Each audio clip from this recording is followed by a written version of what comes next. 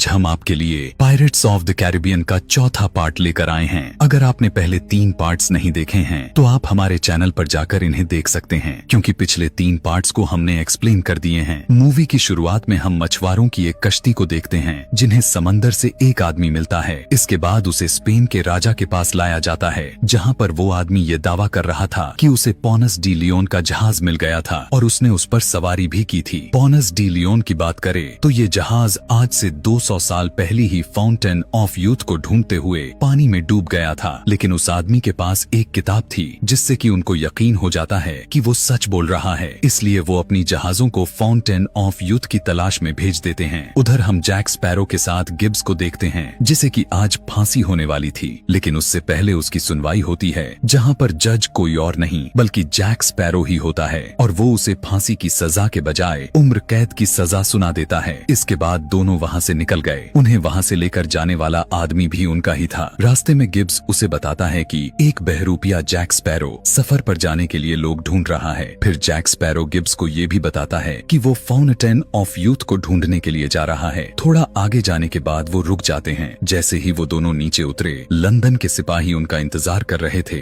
वो सीधा Jack sparrow को वहाँ से इंग्लैंड के राजा के पास ले जाते हैं। दरअसल इंग्लैंड के राजा ने जैक स्पैरो को इसलिए बुलाया है ताकि वो फाउंटेन ऑफ यूथ को ढूंढना चाहता था, क्योंकि उसे पता चल गया था कि स्पेन के राजा ने भी उसे ढूंढने के लिए जहाज भेज दी है और इंग्लैंड का राजा स्पेन के वहाँ पर पहुँचने से पहले उस जगह को ढूंढना चाहता है। ये सुनकर जैक स्पैरो कहता है कि इसके लिए मुझे एक जहाज और कुछ लोग चाहिए। ये सुनकर राजा कहता है कि तुम्हें कप्तान भी चाहिए और वो बरबोसा को वहाँ पर बुला लेता है। बरबोसा के आते ही जैक स्पैरो उससे पूछता है कि आखिर ब्लैक पर्ल जहाज कहाँ पर है। बरबोसा बताता है कि वो तो एक हमले के दौरान डूब गई जिसमें मेरा एक पैर भी चला गया। ये सुनकर जैक स्पैरो को बहुत ही गुस्सा आ जाता है। अब क्योंकि जैक स्पैरो बरबोसा के साथ नहीं जाना चाहता था, इसलिए वो वहाँ से भाग गया। उसे पकड़ने के लिए कुछ सिपाही भी उसका पीछा करने लगते हैं, लेकिन वो सबको चकमा दे देता है। लेकिन तभी पीछे से एक सिपाही आकर उस पर गोली चलाने ही वाला था कि तभी किसी ने उस सिपाही को शूट कर दिया। दरअसल वो कोई और नहीं बल्कि जैक स्पैरो का बाप था। वो जैक स्पैरो से पूछता है कि क्या तुम फाउंटेन ऑफ यूथ जा रहे हो, क्योंकि लंदन में एक अफवाह उड़ रही है। जैक स्पैरो कहता है कि हाँ, मैं जा तो रहा हूँ, लेकिन कोई यहाँ पर मेरा बहरूपिया है, वो भी वहीं पर जाना चाहता है। तभी जैक स्पैरो के डैड उसे बताते हैं कि वहाँ पर जाकर तुम्हें एक रस्म पूरी करनी होगी, जिसके लिए तुम्हें 2 चांदी के प्याले चाहिए। इसके बाद वो वहाँ से गायब हो जाता है। तभी वहाँ पर जैक स्पैरो को अपना बहरूपिया भी मिल गया, जो कि जहाज के लिए लोग इकट्ठा कर रहा था। जैक और उसमें लड़ाई हो जाती है। वो तलवार चलाने में बहुत ही ज्यादा अच्छा था, इसलिए जैक समझ जाता है कि ये कोई और नहीं बल्कि उसकी एक्स गर्लफ्रेंड एंजेलिका है। तभी वहाँ पर कुछ सिपाही भी आ जाते हैं, लेकिन जैक और एंजेलिका एक हैंडल को दबाकर वहाँ से पानी में गिर गए और सीधा शहर की दूसरी तरफ निकलते हैं। जैक स्पैरो उससे पूछता है कि क्या तुम्हें उस फाउंटेन ऑफ यूथ की रस्म के बारे में कुछ पता है, जिस पर एंजेलिका बताती है कि उसके लिए हमें एक जलपरी भी चाहिए। इसके बाद पीछे से आकर एंजेलिका का आदमी जैक स्पैरो को बेहोश कर देता है। उधर हम गिब्स को देखते हैं, जिसको बरबोसा के पास लाया जाता है। बरबोसा उससे जैक स्पैरो के बारे में पूछता है और उसे धमकी देता है कि अगर तुमने मुझे जैक स्पैरो के बारे में नहीं बताया तो तुम कल का सूरज नहीं देख पाओगे। ये सुनकर गिब्स उसे फाउंटेन ऑफ यूथ जाने का नक्शा दिखाता है, जो कि उसने जैक स्पैरो से चुरा लिया था। तभी वो उस नक्शे को उसके सामने ही जला देता है और कहता है कि ये नक्शा मेरे दिमाग में है, मुझे अपने साथ ले चलो, और उसकी जान बच जाती है। उधर जैक स्पैरो की जब आंख खुली तो वो खुद को एक जहाज में देखता है। तभी उसे पता चलता है कि वो तो ब्लैकबियर्ड जहाज में है। इसके बाद वो एंजेलिका से मिलता है, जहाँ पर उसे पता चलता है कि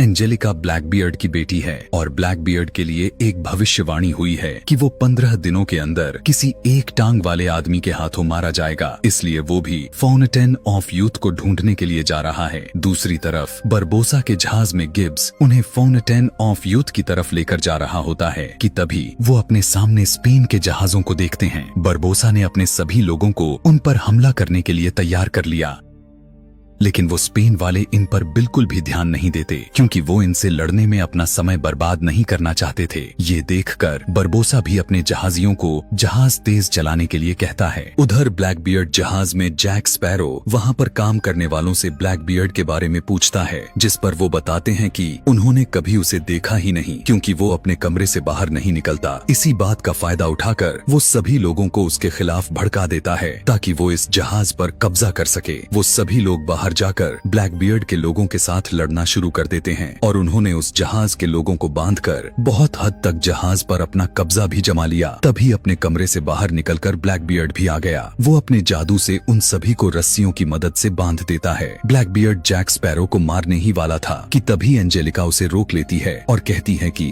ये हमारे काम आ सकता है। रात में हम जैक स्पैरो को ब्लैकबियर्ड के कमरे में देखते हैं, जहाँ पर जैक स्पैरो उसे कहता है कि तुम्हारा सर तुम्हारे शरीर से 3 बार अलग हो चुका है, लेकिन फिर भी तुम जिंदा हो गए। लेकिन आज मुझे तुम्हारी आंखों में डर साफ साफ नजर आ रहा है। तभी वो ब्लैकबियर्ड को बताता है कि एंजेलिका तुम्हारी बेटी नहीं है। वो उसके सामने एंजेलिका की बहुत बुराई करता है, लेकिन ब्लैकबियर्ड इस बात को सच नहीं मानता। तभी वो कपड़े से एक नकली जैक स्पैरो बना लेता है और उसके अंदर जैक स्पैरो की जान को डाल देता है, ताकि अगर जैक स्पैरो कोई भी चालाकी करे तो वो उस नकली जैक स्पैरो को नुकसान पहुंचाकर उसे मार सके। रात में जैक स्पैरो फिर से एंजेलिका से उस रस्म के बारे में जानकारी लेने की कोशिश कर रहा था। वो एंजेलिका को कहता है कि अब ब्लैकबियर्ड का समय खत्म हो रहा है, इसलिए हम दोनों उस फाउंटेन ऑफ यूथ का पानी पी सकते हैं। जिस पर एंजेलिका उसे बताती है कि वहाँ पर तुम्हें 2 पॉन्स डी लियोन के चांदी के प्याले, जलपरी के आंसू और फाउंटेन ऑफ यूथ का पानी, इससे हम किसी भी इंसान के जिंदगी के साल चुरा सकते हैं, यानी कि उन्हें अपनी उम्र को बढ़ाने के लिए किसी और की जान की कुर्बानी देनी होगी। इसके बाद एंजेलिका जैक स्पैरो को जहाज के उस कोने में ले जाती हैं, जहाँ पर ब्लैकबियर्ड ने काफी सारी समुद्री जहाजों को अपनी कैद में लिया हुआ था, जिसके अंदर जैक स्पैरो की ब्लैक पर्ल जहाज भी होती है। एंजेलिका उसे कहती है कि तुम मेरी मदद करो, मैं तुम्हें इसके बदले में तुम्हारी मनपसंद जहाज तुम्हें दे दूंगी। इसी वक्त एंजेलिका उसे ये भी बता देती है कि वो सच में ब्लैकबियर्ड की बेटी है और वो वहाँ पर अपने पिता और अपनी उम्र को बढ़ाने के लिए जा रही है। इसके बाद वो सभी एक व्हाइट कैप वे नाम की जगह पर जलपरियों को ढूंढने के लिए रुक जाते हैं, क्योंकि यही वो जगह है जहाँ पर जलपरियां रहती हैं। ब्लैकबियर्ड वहाँ के लाइट हाउस में जाकर एक कश्ती की तरफ उसकी रोशनी कर देता है, क्योंकि वो जलपरियां रोशनी की तरफ खींची चली आती है और उनके चारे के लिए उसने उस कश्ती में कुछ लोग भी बैठा दिए थे। थोड़ी देर बाद वहाँ पर काफी सारी जलपरियां भी आ जाती हैं, लेकिन ये कोई मामूली जलपरियां नहीं होती, बल्कि ये जलपरियां तो इंसानों का मांस खाती हैं और वो एक एक करके उस कश्ती में बैठे सभी लोगों को अपने साथ पानी में ले जाने लगती हैं। वो उन जलपरियों को अपने जाल में फंसाने की कोशिश करते हैं, लेकिन एक भी जलपरी वहाँ उनके जाल में नहीं फंसती और बाकी के बचे हुए लोगों को भी अपने साथ ले जाने लगती हैं।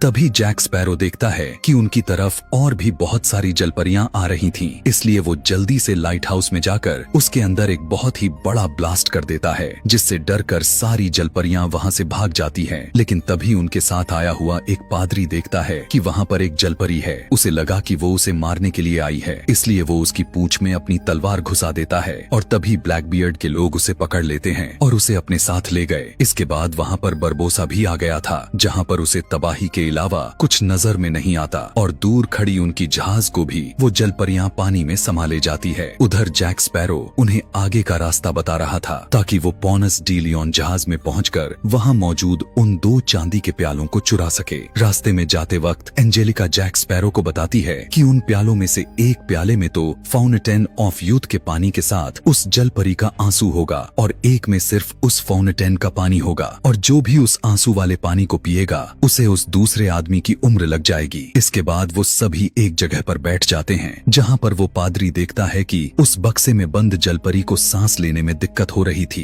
इसलिए वो एक तलवार की मदद से उस डब्बे को खोल देता है। वहाँ से थोड़ा आगे जाने के बाद उनके सामने एक बहुत ही गहरी खाई आ जाती है। ब्लैकबियर्ड जैक स्पैरो को उसके अंदर कूदने के लिए कहता है, लेकिन एंजेलिका अपने डैड को कहती है कि हम इस पर विश्वास नहीं कर सकते, इसलिए वो खुद वहाँ से कूदने का फैसला करती है। लेकिन ब्लैकबियर्ड उसे रोक लेता है, लेकिन जैक स्पैरो भी नीचे कूदने से घबरा रहा था, इसलिए वहाँ पर खड़ा ब्लैकबियर्ड का आदमी कपड़े से बने नकली जैक स्पैरो को नीचे फेंक देता है और जैक स्पैरो को कुछ भी नहीं होता, यानी कि वो कूदने के बाद जिंदा बच जाएगा। इसलिए जैक स्पैरो भी नीचे कूद जाता है और वहाँ से होते हुए वो उस जहाज तक भी पहुँच जाता है जो कि पॉनस डी लियोन की थी। उधर आगे बढ़ते वक्त उन लोगों से उस जलपरी वाला डब्बा नीचे गिरकर टूट जाता है और देखते ही देखते उस जलपरी की पूंछ इंसानी पैरों में बदल जाती है, लेकिन वो अपने पैरों से चल नहीं पाती, इसलिए वो पादरी उसे उठा लेता है। दूसरी तरफ जैक स्पैरो भी उस जहाज तक पहुंच गया था और उसके अंदर चला जाता है जहां पर चारों ओर खजाना था, लेकिन खजाने के साथ साथ वहां पर उससे पहले ही बरबोसा भी पहुंच गया होता है और दोनों एक दूसरे के साथ लड़ने ही वाले थे कि तभी वो देखते हैं कि इस जहाज में बैलेंस रखना बहुत जरूरी है, नहीं तो ये किसी एक तरफ गिर जाएगा। इसलिए वो दोनों साथ मिलकर उस तिजोरी को खोलते हैं, लेकिन उसके अंदर पत्थर के अलावा कुछ नहीं होता। उन पत्थरों को देखकर बरबोसा कहता है कि ये स्पेनिश लोगों का काम है, वो हमसे पहले ही यहाँ पर पहुँच गए थे, लेकिन मैं जानता हूँ कि उनका ठिकाना कहाँ पर है। इसके बाद बरबोसा जैक स्पैरो और बाकी के अपने साथियों को उनके ठिकाने पर ले आता है। दूसरी तरफ ब्लैक बियर्ड उस जलपरी से उसका एक आंसू मांगता है, लेकिन वो उसे नहीं देती। तभी उसे पता चल जाता है कि पादरी और जलपरी दोनों एक दूसरे से प्यार करते हैं, इसलिए ब्लैक बियर्ड उस पादरी को जलपरी के सामने मार देता है, लेकिन फिर भी जलपरी अपनी आंख से एक भी आंसू को निकालने नहीं देती और इसके बाद पादरी को कहीं फेंक दिया जाता है। उधर जैक स्पैरो और बरबोसा दोनों उन प्यालों को बहुत ही चालाकी से चुरा लेते हैं, लेकिन उन्हें स्पेन के सिपाही चारों तरफ से घेर लेते हैं। वो पादरी भी अभी जिंदा था और उस जलपरी को बचाने के लिए आ जाता है। ये देखकर उस जलपरी की आंखों से आंसू आ गए और मौका देखकर ब्लैक बियर्ड उस आंसू को ले लेता है। दूसरी तरफ जैक स्पैरो और बरबोसा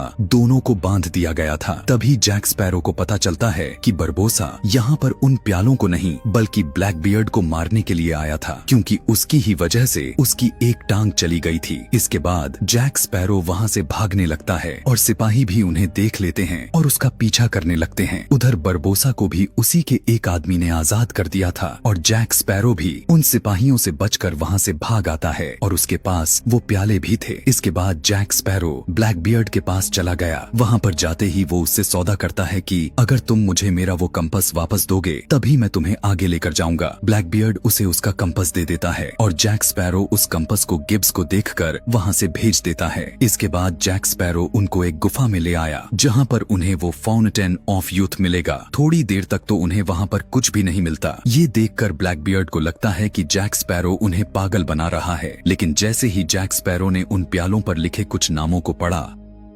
उसी वक्त उस गुफा की छत और जमीन पर पानी इकट्ठा होने लगता है और तभी एक परिंदा उस छत के अंदर चला गया। उसे देखकर जैक स्पैरो ने जैसे ही उस छत को अपनी तलवार से छुआ, वो भी ऊपर चला जाता है और वो जगह कुछ और नहीं बल्कि फाउंटेन ऑफ यूथ ही थी। उसके पीछे पीछे बाकी के लोग भी वहाँ पर आ जाते हैं। थोड़ी देर बाद वहाँ पर बरबोसा और उसके साथी भी आ गए और उन्हें कोई और नहीं बल्कि गिब्स ही जैक स्पैरो के उस कंपस की मदद से लाया था। बरबोसा अपने जानी दुश्मन ब्लैक बियर्ड को मारने के लिए अपनी तलवार निकाल लेता है और सभी एक दूसरे के साथ भीड़ जाते हैं। वो सभी लड़ ही रहे थे कि वहाँ पर तीसरी पार्टी स्पेन के सिपाही भी आ जाते हैं। उन्हें देखकर जैक अपने हाथ वाले प्याले को एंजेलिका को दे देता है और स्पेन के उन सिपाहियों का कप्तान एंजेलिका से उन प्यालों को लेकर दूर फेंक देता है और कहता है कि इंसान की उम्र सिर्फ भगवान की देन है, इससे हमें छेड़छाड़ नहीं करनी चाहिए। और इतना कहने के बाद वो अपने सिपाहियों को ऑर्डर देता है कि वो इस सारी जगह को तबाह कर दे। उधर बरबोसा चालाकी से ब्लैक बियर्ड के अंदर अपनी तलवार घुसा देता है। एंजेलिका जल्दी से अपने पिता को बचाने के लिए जाती है, लेकिन वो तलवार उसके हाथ पर भी लग जाती है। दरअसल अब ब्लैक बियर्ड के साथ एंजेलिका भी मरने वाली है, क्योंकि उस तलवार के ऊपर जहर लगा हुआ था। एंजेलिका को बचाने के लिए जैक स्पैरो जल्दी से उन प्यालों को ढूंढने लगता है। उधर बरबोसा भी अपना मतलब पूरा करने के बाद वहाँ से चला गया और स्पेन भी उस जगह को तबाह करके वहाँ से चली जाती है। तभी वो जलपरी आकर जैक स्पैरो को वो प्याले देकर वहाँ से चली जाती है और जैक भी उन प्यालों में फाउंटेन के पानी को भर लेता है और एक में आंसू डालता है और एक में नहीं डालता। वो जल्दी से उन प्यालों को उन दोनों के पास ले गया। जैक एंजेलिका को आंसू वाला प्याला देता है और ब्लैक बियर्ड को बिना आंसू वाला प्याला, लेकिन ब्लैक बियर्ड जल्दी से उस एंजेलिका वाले प्याले को पी लेता है और एंजेलिका भी अपने पिता को बचाने के लिए उस बिना आंसू वाले प्याले को पी लेती है। तभी जैक स्पैरो दोनों को बताता है कि मुझसे गड़बड़ हो गई है। ब्लैक बियर्ड ने तो बिना आंसू वाला प्याला पी लिया है और एंजेलिका ने आंसू वाला, यानी कि अब ब्लैक बियर्ड मारा जाएगा। तभी वहाँ पर पानी ब्लैक बियर्ड को मार देता है। दूसरी तरफ वो जलपरी भी उस पादरी को अपने साथ पानी की गहराइयों में ले जाती है। वहाँ से जाने के बाद जैक स्पैरो एंजेलिका को एक टापू पर छोड़ देता है और दूसरी तरफ बरबोसा अब ब्लैक बियर्ड की जहाज का कप्तान बन गया है। इसके बाद जैक जैक स्पैरो अपने साथी गिब्स के पास जाता है, जो कि ब्लैकबियर्ड की जहाज से ब्लैक पर्ल और बाकी की बची जहाज भी ले आया था, लेकिन उन्हें ये नहीं पता था कि आखिर ब्लैक पर्ल को इस बोतल से बाहर कैसे निकालना है। इसी के साथ ये मूवी यहीं पर खत्म हो जाती है। इस कहानी के 5वें भाग को देखने के लिए कमेंट में पार्ट 5 लिखना ना भूलें। Thanks for watching.